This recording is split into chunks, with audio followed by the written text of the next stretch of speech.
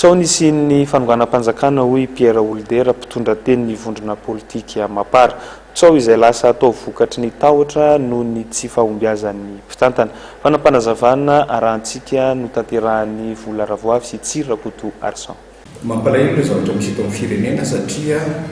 ao anatin'ny fantranona tanteraka le vahoaka sy le firenena noho ny tsy fahombiazana le fitondram-panjakana le fitondrana misy amin'izao fotoana izao. Ny zavatra mampalahelo nefa dia amin'ny teny frantsay hoe tsy mi-assume, tsy miaiky ny tsy fahombiazana le mitondra fanjakana ary dia lasa matahotra fadiranovana ny zavatra rehetrarehetra ity indrindra fa matahotra mafy ny président Rajoelina ary lasa manonao foana amin'izay fahatahorana mafy izay. Raha tsy matahotra ny mpitondra fanjakana, inona moa ny problema na eto président Rajoelina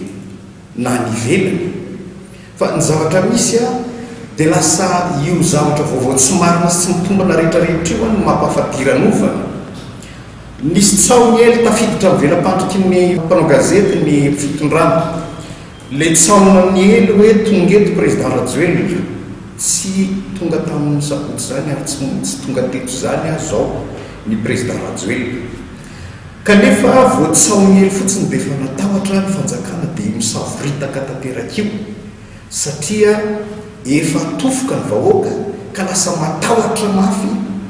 matahotra ny vahoaka ary matahotra ny président Andry Rajoelina, ka na vo niariko ny président Rajoelina aza ny tonga teny vato dia efa eo iarahantsika mahity io. Dikan'izany dia tsotra fotsiny ihany lasa enjehin'ny eritreriny le mpitondra manoloana an'izao tsy fahombiazana sy izao fantranony vahoaka izao